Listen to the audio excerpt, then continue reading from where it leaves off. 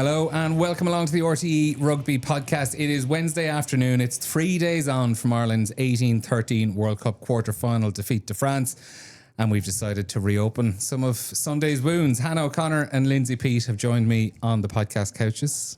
Thanks a million for joining us, folks. Where do we start? How are you feeling 3 days on, Lindsay? I feel like this is a group therapy session. Yeah, let it all out. Yeah, it is. Yeah. So if I start blubbering, we're all friends here. I have tissues for you too, Hannah, just in case. This all stays in the sanctity of the podcast studio and YouTube and and wherever you get your podcasts. Yeah, absolutely. No, I'm here to be vulnerable. I am I'm heartbroken, and I'm sure Hannah will speak of our own personal experiences, but we've been there, and we haven't done it at a World Cup, and It's very conflicting, Neil, I'll be honest, because we've seen the trajectory, we've seen them rise from the dark days. It's like something I see now, Harry Potter. It's like the rebirth of the Phoenix. Like we've seen that, and I don't want that missed. But then you look back at the performance on Sunday, and everything, we would have spoken about, looking for heart and fight and Irish spirit, and for a country who has potential to rip up history books and rewrite it. That's this small, beautiful country of ours. And there's huge potential in this team, and the growth over 2 years has been phenomenal. But to put France under pressure and tactically get us the territory, which I'm sure we'll cover, the stats are absolutely ridiculous, and we're superior in so many of them, and we just didn't capitalise. Like, to get that many entries into the 22 and not even have a basic plan. We did look rudderless when we got into there. And then just the killer was obviously the yellow cards just for half time, and to waste 6 minutes of that going through 34, 36 phases and just running into blue brick walls. And Mama Soufal Racla was absolutely phenomenal. Like, she was a leader for the French team. But we made it handy for them. So work ethic and all of that, it just didn't translate. And then I suppose we all had that bad omen when we didn't come away with something from that last entry just before halftime, even if it was 3 points. Anything. That was the worrying part as well. Yeah, it was just the disappointment of you're probably that one will sting so much because you're probably not going to get a better crack at it at a quarterfinal ever again. Like that, when you come away with it, if you've been beaten out the gap, you could take it more. But knowing that match was yours and you should have won it is probably the hardest thing to take. And everything that, as you said, the journey that the girls have been on, where it's come from, where it's got to, for it to kind of come undone there is just such a sickener. It'll just sting for so long for them. So yeah, just gutted for them, everything they've been through to fall like that. And like Lindsay, obviously you mentioned the 35 phases just before half time. I think when Hannah came on with us on the pod along with Alison Miller on Sunday, and that was pretty much the first place we jumped in on as well. It's hard to look back on that game and pick out a more defining moment in that match, even though there's 40 minutes still to play. Just the difference between an 18 and or 18/20 point lead, depending on a conversion, and 13 points, just even at the time felt enormous. Yeah, we talked about it, and it was kind of said at the start. Myself and Ali were talking about, Ali Miller were saying, how much of a lead do you need with the wind and the elements? And I said 15 to 20 at least.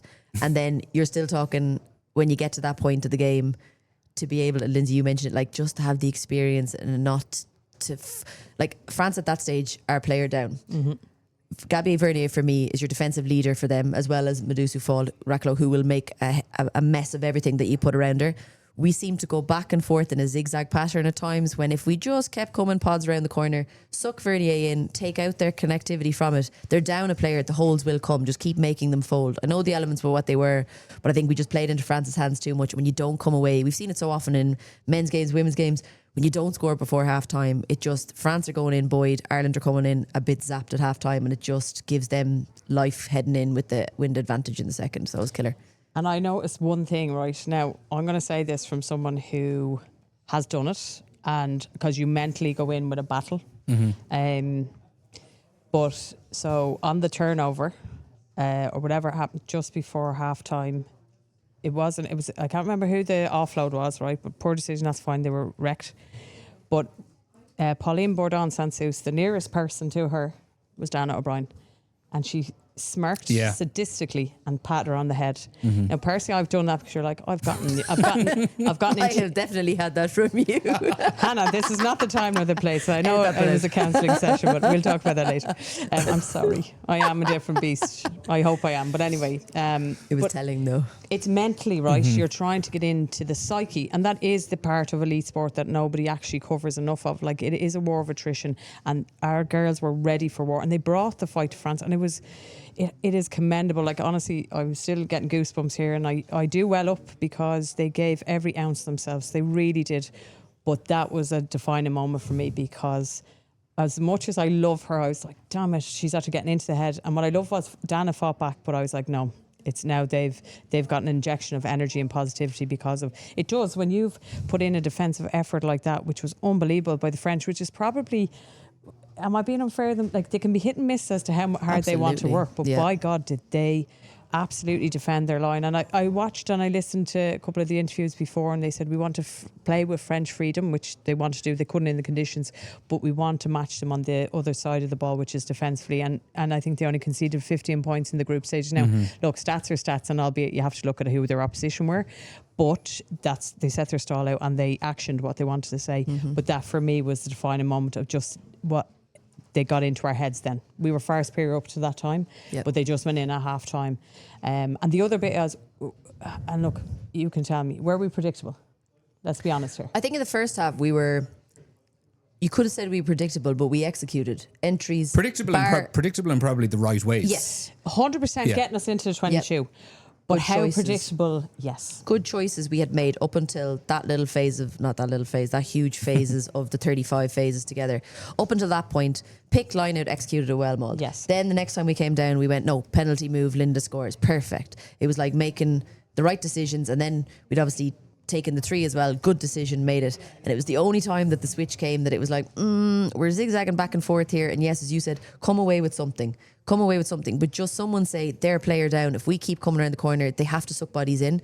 They'd been giving away penalties up until that point. Just make them do it again, be another card. And then, but we just played into their hands too much.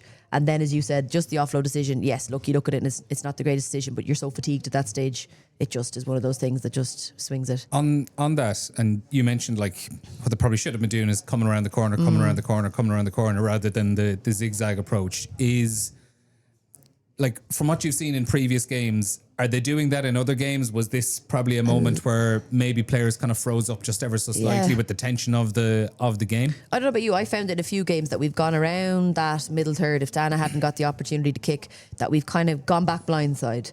And a lot of the times it's ended in a turnover against us. And I felt that it wasn't the best move for the players that we have to kind of go to that kind of truck it up the jumper kind of rugby. It didn't suit us at times. And I don't know, was it a tactic or was it just someone not saying, let's keep going here towards the post and eke something out here, because worst case scenario, we get a penalty and it's an easier kick for Dana then to go for the post off left foot, right, we're on the right side of the pitch. So I don't know, is it a tactic or is it just kind of something you fall into in the game? You know yourself, we've been in those sessions where you do training sessions specifically for green line scores. And we've all been there where we'll spend 10 minutes and then the coaches pull you in and you look back at it on the review after and you're like, what the hell were we doing? Like, everyone is in the same boat. So you have been there, you understand what it's like, and you can't quite put your finger on maybe what's the one thing that stops that from happening. So it's hard, I suppose. If I'm to give an honest synopsis of it, we don't have that point guard that directs us. And Dana is phenomenal for what game plan we have. And we've seen that it's kick to territory, and our territory is 60+% for the overall game. In the first half, I think it was in the 80s, was it? Yeah.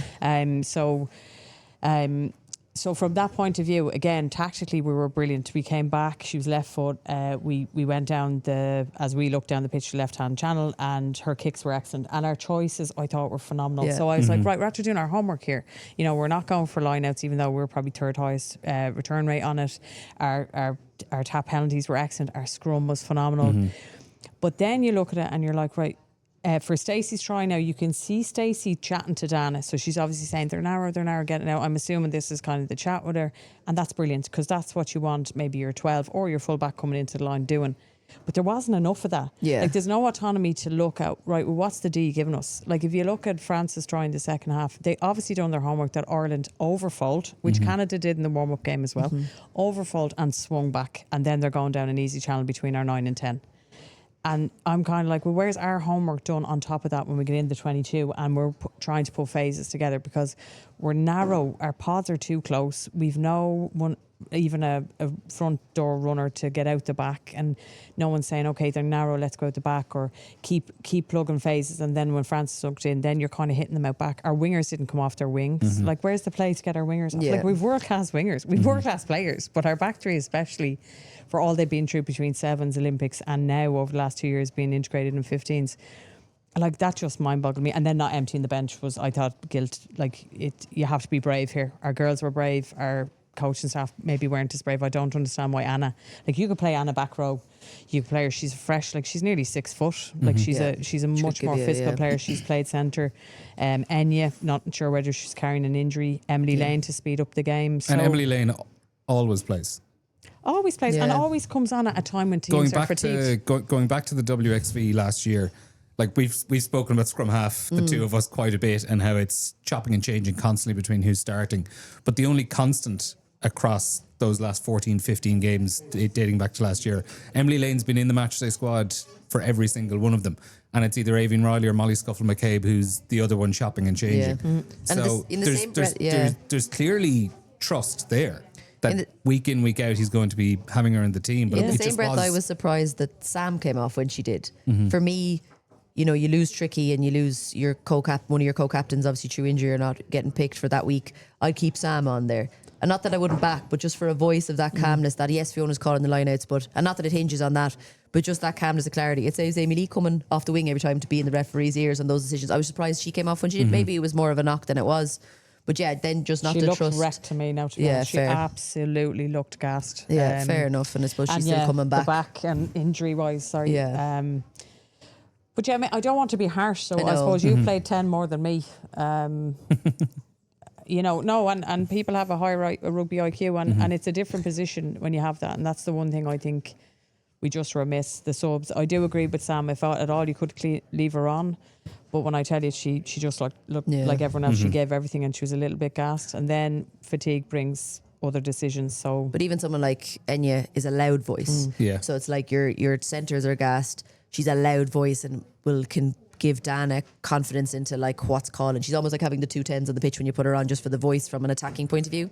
But I suppose it's all those shoulda, woulda, coulda. It's interesting. The last time we didn't use the bench as much was in the WXV against Black Ferns. Well, yes, but also we didn't use it as much the last time when we actually qualified against Scotland up in Belfast. I felt that was a time when a lot of people were left on the bench that day too. So don't know, just a coaching decision, I suppose. But you got to trust it. You would have liked to have seen trusted. Like, if you're going to do it, trust the players. You put them on the bench, trust them, and use them to freshen it. Yeah, because it's ticking away. You're kind of like, right, we're in a losing position. So you're either you give everything at it and you try and win this game, or you'd rather die trying. And throwing everything. I mean everything. An Irish jig, whatever you have to throw at the French. Speaking of that, I don't know, Lindsay, have you seen? I was talking about Hannah, but the video Maeve Liston posted on Instagram of Ruth Campbell. For those who haven't seen it, look up Maeve Liston on Instagram. Just a fascinating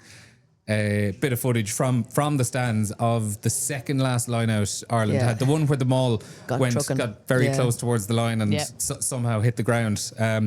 But in the moments before that line out, the Irish players are standing in there ready to go. Ruth Campbell darts out of the line out about 3 or 4 yards and projectile vomits towards the touchline. By which stage the ball is thrown into the line out. She turns around and just heads straight back in, head down and into the maul. And Ireland get up to around 3 or 4 metres out. I was saying that if the Springboks had done that, the South African fans will be saying, Rassie Erasmus, what an innovator. Well, look at what he's doing. He's making them vomit. Look at how far he's thinking ahead. And if actually from the Maeve's angle you can see one, but actually from the opposite angle, right, you can see Ruth kind of obviously her shoulders heave. So I'm like, oh my God, dear Jesus, she's after holding it and everything, and then her timing is impeccable to distract the French. Like I think it's just like it perfectly sums up like how those players absolutely emptied it out on the pitch, quite literally emptied it. Although I would be interested to see if Ireland, for example, had scored a try off the back of that, Would they be questioning it? Would TMO? a TMO have been questioned? Well, second row leaves the line out before the ball is thrown in. Yes, part of her dummy. You can see. Imagine if Ireland lost off the back of that. I know. Anyway. Don't even bring up controversy because I'm sure we're going to cover a lot of it now. We'll get to it. Before we do, I do want to talk about the scrums because we mentioned how dominant Ireland were in the scrum. And a couple of bits about it. The first point I want to make, it's just kind of like sometimes rugby has these silly loopholes in laws. And for that 35 phase attack just before half time, like Ireland are dominant. They have a penalty down 5 meters from the French line. They have a dominant scrum. So they go, all right, we're going to take a scrum is what they choose. France don't take the hit. So it's a free kick. And obviously nowadays you can't opt for another scrum off the back of a free kick. Thanks, but you also can't kick for the touchline anymore because it's going to be a French ball. It's going to be a French throw. So all of a sudden, Ireland, just by having a dominant scrum, have ended up in a situation where they only have one option, and that's a pick and go. And it's not a criticism of the referee because that is the law. You'd flip I would say you'd flip it the other way though. That's probably the cuteness. That's the cuteness. This is the cuteness of the French, and you can bet that Pauline Bourdon is saying something. Pauline Bourdon Sansus has probably got something to do with it because you said she's in everything. She makes them tick, even though it's a front row decision. You can bet that there was something said there. But that's what we talk about. Probably that little bit of naivety in our girls, not like in terms of ages and caps and everything, and being there on that scene. That probably, like France have done one there to get the best outcome for them out of it after being dominated. But I'd say that's a preempt plan. No more than Razzie when you can take a scrum off the touch now. Do you remember that? Yeah.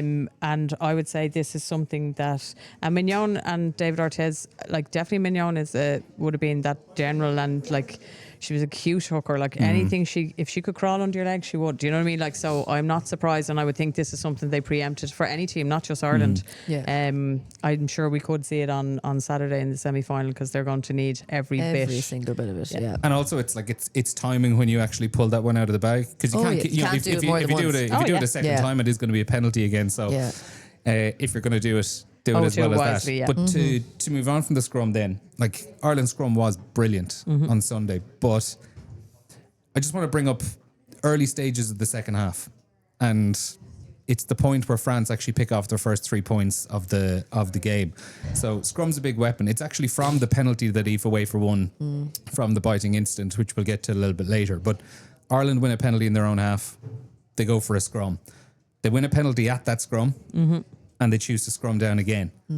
They win another penalty advantage, go through some phases, and ultimately it's Aoife Wafer gives away a penalty for taking a French player out off the ball.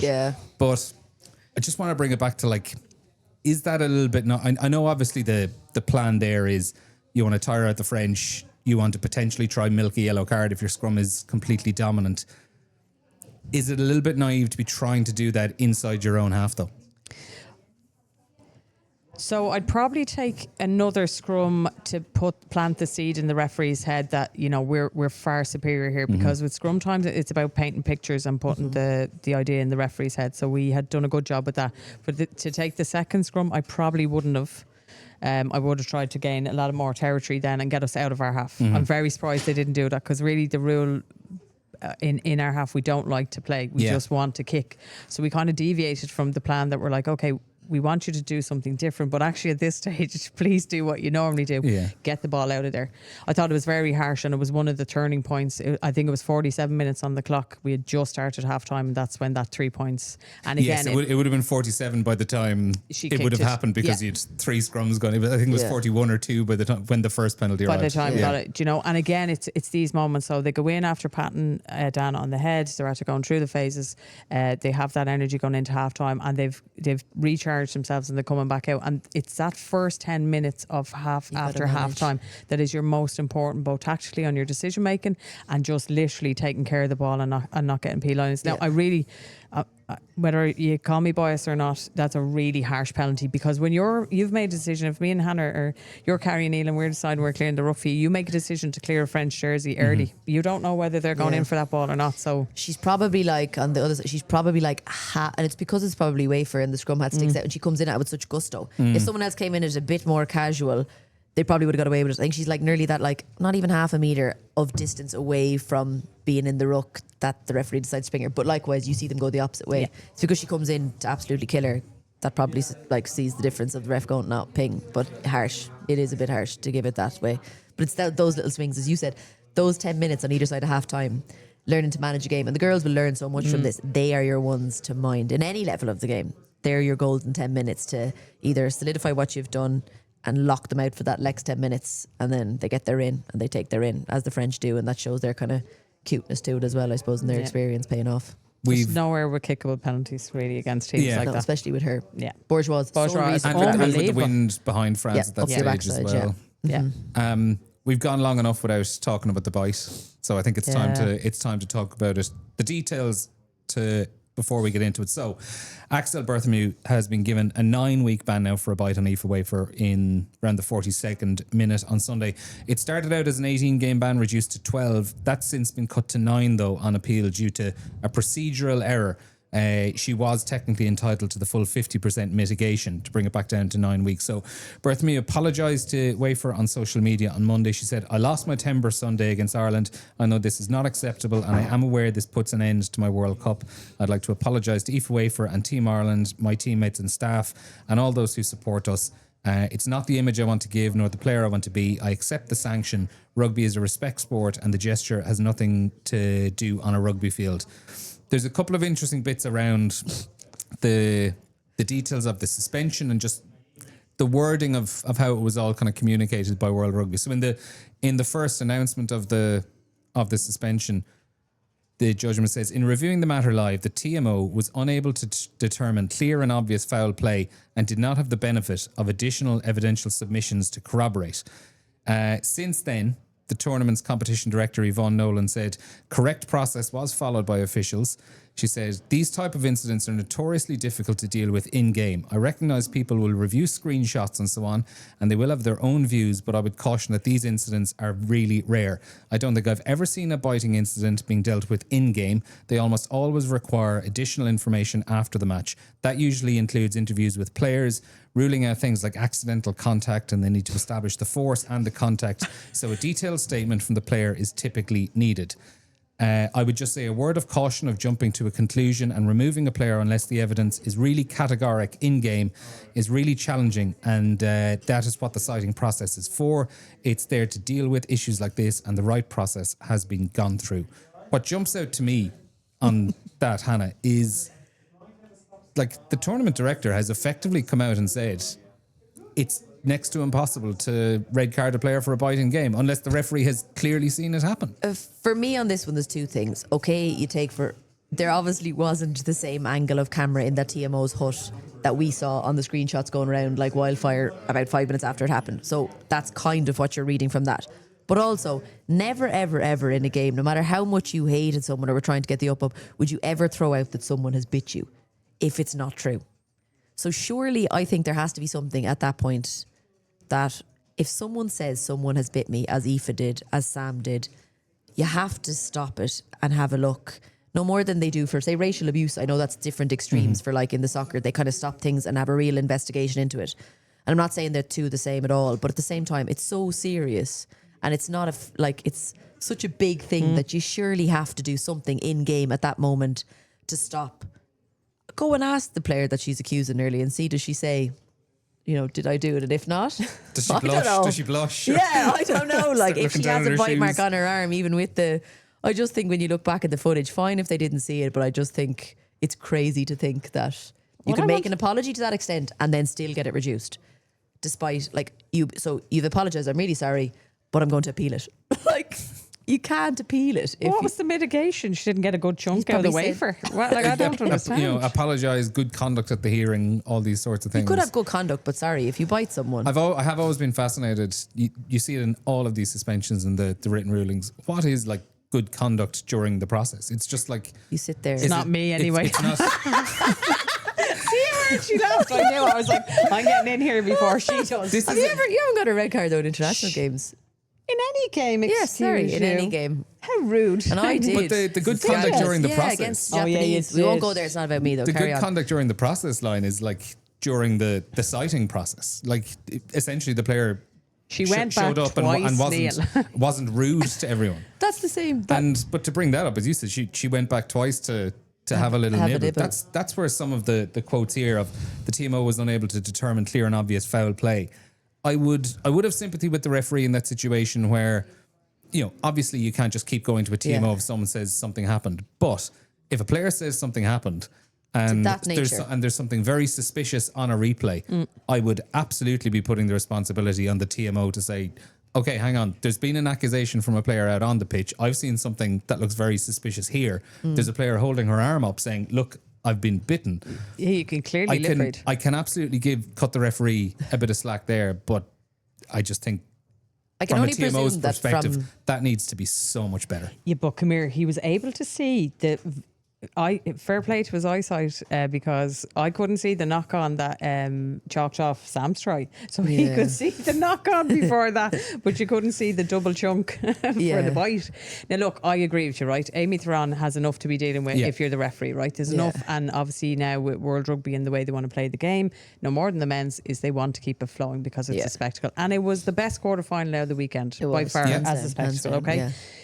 But surely, if memory serves me right, Sam did ask her, and she asked twice, and I know she said, we have our process, you have your process, we have ours, leave us to do ours. So you would assume then, look, there was a lot going on there.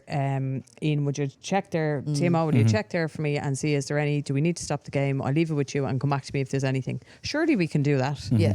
And I agree with you too. You got to keep it flowing to a certain extent. And she said, I think the statement would have been better if they just come out and said the footage we had at the time didn't show that. You would have been better saying we didn't actually have the angle that everybody else had in our angles, that feedback. That would make more sense. Not what's been. As you said, I missed you the first time.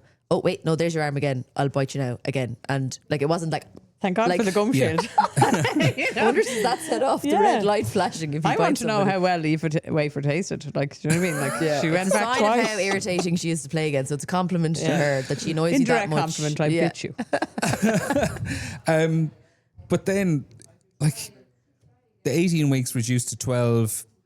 Now it's down to 9. I think we were saying it a little bit earlier on, myself and Hannah. 9 does feel a bit lenient. And I assume then if she misses single digits. Feels lenient. But she's not going to miss any games, really. She'll just have her club, but she'll be back for she'll be back for the start of Six Nations. Mm-hmm. Yeah, but 9 weeks if she starts now because before that March 1st or whatever it is, or before that. Because there's 2 games already. If they were knocked out, I assume it waits until the club season starts and she misses her 9 weeks. So I'm not sure she's going to miss too many. I just think it starts now in the semi-final. Yeah, I just think, as you said, where's your good conduct? Okay, fine, you've apologised. You can't go and say sorry and then appeal it. Yeah, you can't be that sorry. If you had done that, I'm sorry, but I'm not that sorry for 12 weeks. I'm not 12 weeks sorry. No, I'm 9 weeks sorry. Now. Here's your piece of your arm back. Yeah, I just think you got to take your punishment if you do the deed. In that case, let's put a bow on that, and we'll put it away, and we'll talk about it again another time. Where next for this Irish team? Because there's a big 4 years coming up before a World Cup in Australia, and I think if you look at the age profile of this Irish team, there's a big case to be said that the next World Cup is the real World Cup from their point of view of when they're all going to be hitting their peak, and there'll probably even be a handful of players in that squad that we don't even know anything about at this stage. But you have a World Cup in 4 years' time. You have a standalone Six Nations game at the Aviva Stadium next season against Scotland, which is, in fairness, it's a bold call to strike while the iron's hot next year and do it. It would have been understandable, I'd say, if they kind of said, maybe we'll wait another year when we've got England or France at home and it's a bigger game in theory, but they're backing it. Scotland, that's actually going to be a really interesting game as well, because Scotland have been a team on the up in the last year or two as well. That could potentially be a second or third place decider in the Six Nations. You've Alex Codling moving on to his job at Munster. Scott Beeman's contract will be up at the end of the Six Nations as well, so he has indicated he wants to have another crack at a World Cup, so obviously there'll be a decision to be made there. There's a lot of stuff going on over the next couple of years. There is, and I suppose that's the goal now. A lot of exciting stuff. Yeah. A lot of exciting stuff. I think let's take the fixture in the Aviva. That is going to be unbelievable, and if there's anyone listening, spread the word, get it as Christmas presents. The tickets is a flash sale to the end of the week. Get your tickets, get them as Christmas presents. I've bought them because I know I've told the story of... You've ruined the surprise for all your friends now. Why? The Christmas surprise. Oh yeah, no, I Hannah, I haven't got yours yet. I'll get it. I'll get you too. I'll come my ears. But No, because when I drive over north side, south side, my son has asked who plays in the Aviva, and I've had to tell him, and I'll tell him the good news now that the girls will be playing now after Christmas, and that, like, because he was having an absolute hissy fit as to why the men only played there, do you know? But I think this is a sign of where the growth of this. It's huge to the women's game here, and on the back of I was over in Brighton. There was so many people. Honestly, you could have been in Ballsbridge or you could have been in Jones's Road. There was so many Irish there. It was an absolute cracker of a weekend. And just the atmosphere and everyone coming in and in mingling, and the bananas come up to me and they're from RTÉ Rugby. It was just absolutely brilliant. And if we can bring that to the Aviva, it's just going to be a new mark in the history and the trajectory of this team. But that's the growth and the support side of things. Technically, we need to get someone as good as Alex Codling in. Yeah, 100%. If Scott is going to stay, he needs to now cement his defensive and his attack coach. And I think now it's the technical side of this team. We've done the growth, we've done the exposure to international rugby. This World Cup you have Lynn Cantwell, who is taking care of the longer term stuff and the grassroots. And we need clubs and her to really ride the crest of this wave to get an influx of players. We have obviously Niamh Briggs and that cohort coach is looking after the under 20s, and there's some Grace Davitt is involved with them as well, and there's a huge amount of very talented players there, so we need to get them integrated very early. And you know, there's so much talk around the Celtic Challenge, but they really probably, ideally for me personally, I'd like our under 20s to play in them rather than our international. Agreed. But then if you're going to do that, the internationals need to come back to our club game. Agreed. And we need to get a better standard. Like, great, we've the Six Nations game, but we need then next summer to have a tour. As much international exposure to especially Southern Hemisphere teams. You know, I'm not sure about finances, but ideally over the next 3 years, we need to get games down under to see about timing, climatize, time difference, all of that, altitude, everything that could come at us in Australia in 4 years' time. We need to be now navigating that and preparing. So this is where we need to see this. But Lions in New Zealand in 2 years' time as well. It's it's all exciting. It's all showing where the women's game has come. Like, if you think back, like even 5 years ago, where like it's been so talked about where we were as a team, but to see all these things and all the exciting things to be looking forward to, of like how to build on this now and where we've come to, is just so exciting and so refreshing to be talking about that now and be able to watch it with that viewpoint on it. But it's, as Lindsay said, it's putting all the correct pieces in place, and I've spoken about it so much from having been in there, and Lindsay, you'd be the same, of like putting the right people in there. It's what they do next to put the right bodies in there to make sure that a replacement is found that is suited and fit for the job, so that the 4 years as they build upon to the next World Cup is done in the best possible way imaginable. Because we're grand for I suppose the second tiers outside of the New Zealands, Canada's, England's, and like Scott has said about bridging that gap. Now we need to action bridging that gap, and it's not within outside of our reach after the performance on Sunday. The weather played a huge part in taking away the French's jouet and standard playing and moving the ball. But I think we've the athletes, and we're not a big nation. We're very like our men. We have to adapt to what's our strengths, and we can play that offloading game. You know yourself, is the most horrific attack to play against when you're defending, when that ball keeps moving, turning around, running backwards. Your absolutely lungs are on fire. They're hanging out your backside. You're like, please, someone kill the ball, because you're just constantly moving, and the level of fitness you have to play that on both sides of the ball. But it's easier to play attack when you're moving and you have a smile on your face and you're just absolutely tearing the defence apart. But I think that's what we're going to take away from it the most, though, is, as you said, like getting those match minutes, but that kind of decision making, and it's on everybody. Obviously we talk about Dana, your 10s, your decision makers, your 9s, but like everybody's having been there and been in those moments. What would you do differently? Like, if you had your time back again, what would you do? And it's only from playing in those minutes and playing in those big occasions. Like, you can never replicate having a line out in the 81st minute. You can never do that training. You can put all the sound effects on and you can make it seem like, but it's never the same. But now they've lived it. Yes, it hasn't gone the way they wanted to, but those are going to count to them. And the more minutes they get against, as you said, it's about chasing the tier ones, and not like we've probably in what we've done pushed well away from the likes of the Italys and so on over the last couple of years and showing what we can do against them. But now it's about chasing the others and keeping chasing and not settling for where we are. Because the next time we go to a World Cup, quarterfinals where we've been, we've got to push the barrier even further. And the sky's the limit, I think, for the group. As you said, the age profile, the style of play, the talent of players that we had, hopefully it'll keep coming through. I mean, like the Venn diagram of expanding the attacking game and the age profile of this team, like Dan O'Brien, I think, turns 22 next week. Like, and she has a pretty solid bank of rugby behind her back already over the last 3 seasons. And if you're talking 25 going on 26 in a World Cup in 4 years' time, there's a lot of time, a lot more experience to get into her in terms of running that attack and running a week, as players would often say. Yeah, and look, the team obviously celebrated my retirement by going to Japan. That was very nice of them. I missed that. Hannah was there. Look at her. She's laughing. We She's took a like, moment when we got Lindsay's there. gone. Let's go to Japan. But that was the first exposure of Dana O'Brien there. And obviously Anna will be able to And speak Aoife about Dalton this as more. well, Aoife and a Dalton. couple others. Do you know what? I love that child. Never met her in my life. I've heard great things about her personality, but she's just a little pocket rocket. And I hope she gets involved in one of the team, the tournaments or something, because she was always able to get cane line. The thing about it is, it's a bit like your centre half, your holding midfielder, your point guard. Like, with age, Dana will only get better. She'll be like a fine wine. I'm showing my age now, but like, I'd love to see her probably go to either all our internationals are back around our AIL and we make it as strong as we can. Yep. If that's not the option, she needs to go to England. Why does she need to go to England? Because we need her playing under pressure. We need her to make decisions when her kicking game and territory game is taken away from her.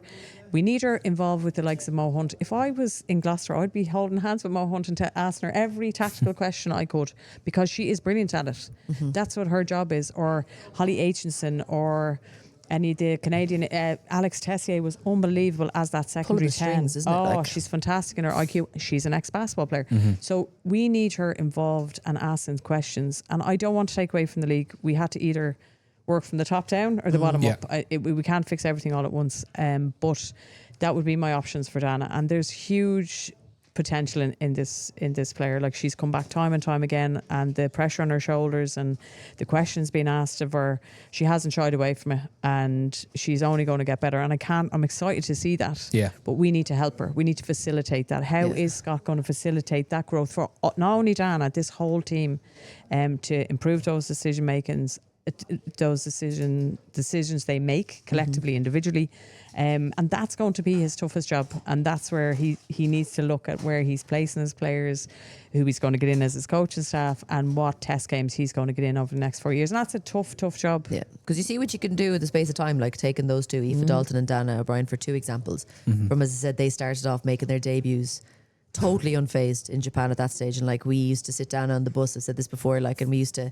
turn around and pepper her with questions, because she was the one, we knew that she was the starting The 10. moon torters. Yeah, we're like, so we have a penalty here and the referee has given you the option, and then we would literally hound her. It's like, no, you've taken too long, decision, referee says it's still the team's ball because you've taken too long. We used to plague her. She used to have everybody shouting her training, Daddy, you need to be louder, Daddy, you need to be louder, Daddy, we can't hear you. And she's gone from that. She obviously still is a quiet player, but the growth that she's made, and the growth that Aoife Dalton made, especially, like, as you said, you've talked about her, she's probably one of my favourite players still to play with in both club and country, or like Leinster and country as well. Like, she's just unbelievable in what she can give you, and that's the growth that they can have in such a short spell of time. But as Lindsay said, it's about capitalising it. Strike while the iron's hot. Don't sit on it. See what else we can do in terms of growing the rest of them and others that are coming through to match it as well. Speaking of Aoife Dalton, it's a nice segue into another centre, because Aoife Dalton has been compared quite a lot in the last couple of years Lynn to Cantwell. a young Lynn Cantwell. And fantastic news yesterday. Lynn Cantwell, Ireland's most capped player, Six Nations Grand Slam winner, World Cup semi-finalist, beat the Black Ferns in 2014, now head of women's strategy with the IRFU, inducted into the World Rugby Hall of Fame. I'm not sure, Lindsay, did you cross paths with her playing wise? No, I with voice Ireland? noted her yesterday. Did she just about finish up before you were in? She just finished up, Yeah. and it was lovely but sad. I got to play with Rochelle Clark, or Rocky Clark, Yes. with the Barbarians, but then I'm Who's looking at also Lynn. inducted. Yeah, and I was like, so I anyway voice noted the both of them, because I said I want to do this personally before I put it up on social media, so the world thinks we're all great friends, you know. So I just actually what I said to Lynn was, I'm so jealous. One of my regrets is not coming to rugby earlier, but she was one of the inspiring players that I watched in that semi-final against England in 2014, who got me into rugby and wanting to play rugby, and then she buzzed off and have her family and all that, which is understandable. But she's been so brave, Lynn, to go over and take the position she did with the women box, what she's done there, just for those people alone and their story and rugby in South Africa and how much bigger it is as a sport. Like, sport does wonderful things, and that's the country of South Africa is one example of that. As a greater conduit to just keeping women especially safe and out of a lot of trouble, and then took something that was in its infancy, if not just a seed, and look to what they have done in this World Cup and what joy they've brought, and who has a full man line out.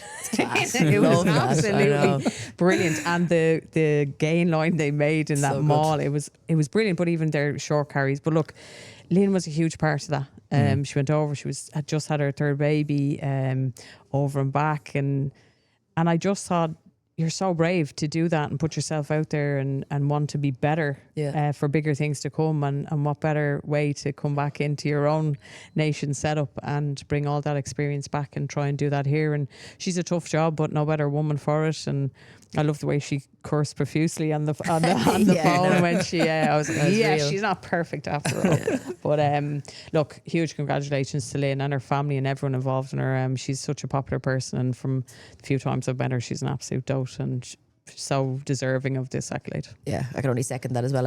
I said, like, the same as Lindsay, I haven't had the pleasure of playing alongside her, but definitely someone who's the first kind of name that when you come into rugby kind of as a new sport, you're like, you look at her and you look at clips of what she did on the pitch and it's phenomenal. And then as Lindsay said, all that she's done for South Africa, and I think it was lovely and fitting to see them reach such heights for them as well in this competition. And I just said the style of rugby was just class, and as I said, to have her footprint on that as where she's brought them for is just so cool. And I said, so fitting that she's been inducted into the Hall of Fame. Like I said, I've only been at a few meetings where she's spoken, and she speaks so well, and I think she's definitely the right woman to be in the position that she is for the IRFU at the moment. So yeah, I think it's just fantastic for her and her family and everybody she's connected with. It's great. She's actually I was thinking back now, she's the first like women's international player I'd ever heard of, because I remember when I was in secondary school, like I'm gonna say like second or third year playing rugby, she came in and did like it might have been like a conditioning session with us or something like that. Class. Oh God, she left her mark there, right? Exactly. I'll never forget it. There's your boots. There's his boots. I think it was like a bleep test or something. She didn't soul on the shelf there after Lena. No, I'd say maybe she didn't do a good job on the bleep test, but with me. But and I just kind of always remember that name, and then by the kind of like the late 2000s, and you start seeing the team more and more, and obviously those results were getting better and better. You're going, oh God, there's that name again. But just throw that story in. Yeah, like, look, anyone who meets Lynn, like, she's like a smiling assassin, but she'll definitely get you in some way. And then obviously she was in London for a long time at Richmond and plied her trade over there and was heavily involved. And any of the Irish girls who first went over to England, would always speak of their meeting with Lynn. And that's the typically Irish way, isn't it? Just that we put an arm around and make sure you go for a point and that you're looked after and stuff like that. And we played one of the test matches with Barbarians against South Africa, and we got to see Lynn. It was lovely. It was lovely to have that piece of home over there or something. It was weird, but they're such a lovely nation, and they just absolutely bleed for their rugby. And I suppose Lynn does that essentially as well. They were coupled well. You can see, like, even when I've only been at meetings with her where she's kind of in her new role talking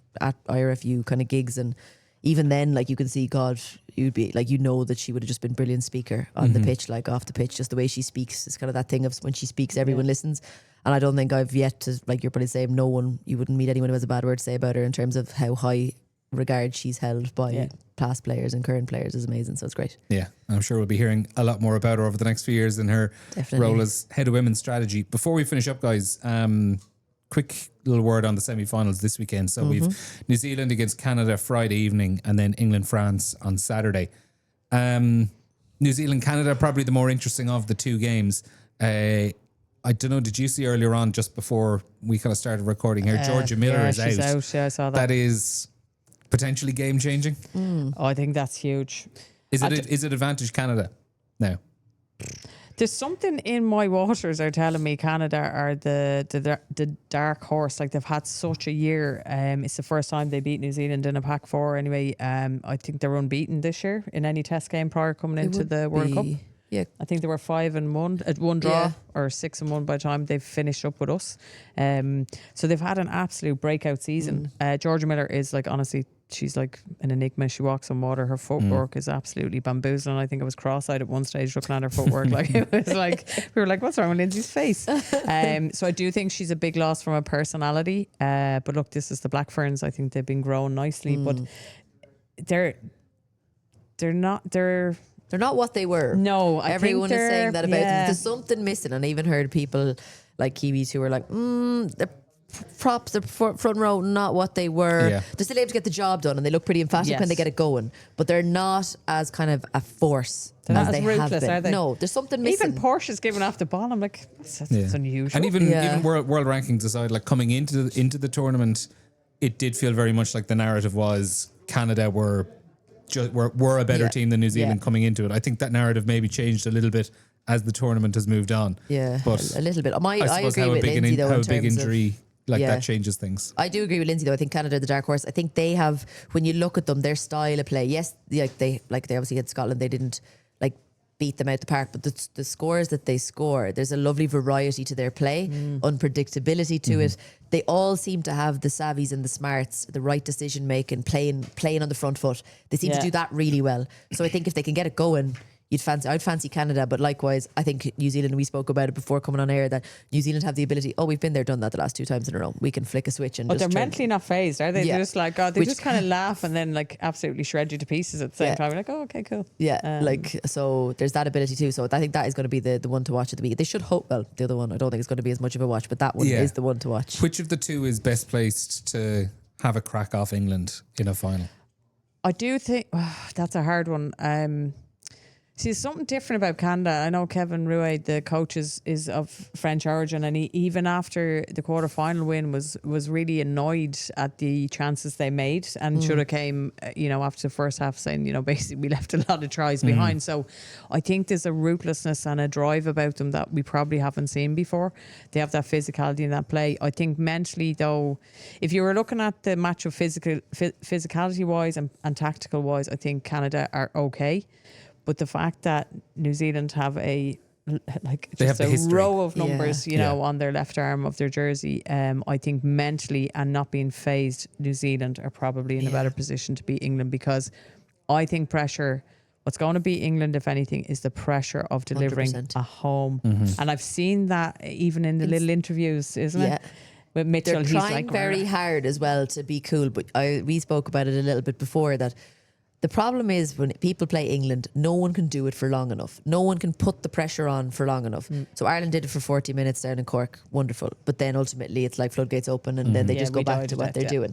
You saw USA do it for maybe 10, 12 minutes in the opening game. Then floodgates open. Australia, the same idea. Everyone can do it for a little bit. It's who can do it and rattle them. Because when it happens, you do see them look at each other, get a little bit angsty with each other because they're not used to it.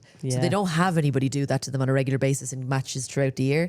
So I do think it's who can rattle them. But as Lindsay said, New Zealand have nothing to lose. Not there, yes, they are the reigning champs, but they've been there, done that. It's your home World Cup.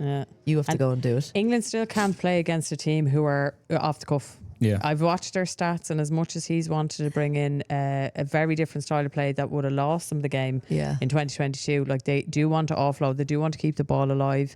Like Muir and Botterman actually play so well together, and once they get soft shoulders and a bit of a drive, they'll offload the ball. But they still rely on set piece. They still rely on their maul. A lot of their scores are off that. And yes, on turnovers and a bit more kicking, they've been lucky. But predominantly, if people can keep it tight, really frustrate them and try and put them to their B or C game, I think, they're not infallible. They're not infallible. And I think Mitchell, with some of his, like he keeps going on about...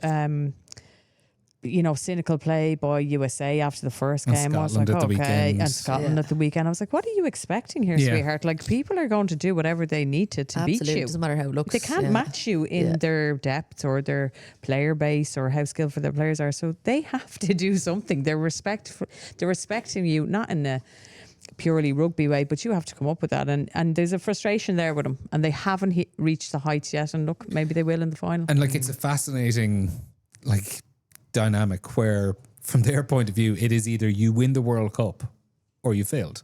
Yeah, same as terrible. There's no context. We're here. We've had that before, where we've sat here and go, you'd love to see them win it for the sake of rugby. I was like, no. I was like, those claws were out anyway. I just can't. I can't say that. I know. You definitely can't say that either. I know. Stop looking at me. Stop looking into my soul. Yeah, I'm hoping the winner comes from that quarter semi-final. I beg your pardon, on Friday night. But ultimately, just to quickly talk about England, France, I get the impression you don't see France as being the team that not now. can trouble them for 80 minutes with They'll sink their two teeth players into suspended. it, but ultimately. I was going to say Dracula's out. Hannah's been sitting on that one for about I've been 50 waiting. minutes. Make sure we clip that one down. I've been waiting. I wrote that down I in my thought notes. she Yeah. had a cushion. Why is she so tall? Yeah, and Feleu a is loss. obviously a big loss as Leading co-captain. and line-out yeah. wise. What did They'll you think of struggle. that suspension out of curiosity? I thought a yellow card in the moment probably was fine. Yeah, to be honest, I was surprised. I didn't notice it as much at the Neither did I. time because I was probably so focused on trying to like think of the next one, Yeah. where we're going to get that score from. But I think an interesting one. I don't know. Maybe does the other event make them kind of hammer down on the two of them in terms of making But sure that's they what I take was the box? wondering. I was like, oh my God, they're using her as a distraction tactic. Let's look at this tackle over here. Very Sergeant, yeah. quickly, cards on the table. Who's going to be playing in the World Cup final? I'm going to go Canada and England. Yeah, I'm literally the same. I think Canada are the ones to. We'll say that now, and New Zealand probably come out and look absolutely unbelievable on Friday night. But yeah, Canada. Well, look, England. at least if we're their motivation, we can take credit for both. That's good, isn't it? It's a win-win for us. All right, they're the World Cup semi-finals. New Zealand and Canada, Friday night. That is live on RT2 and RT Player. Kick-off in that game is at 7 p.m. at Ashton Gate in Bristol. Lindsay and Hannah, thanks a million for coming into the podcast studio this week to talk to us. We'll be back with another RTÉ Rugby podcast this day next week. We'll speak to you again soon.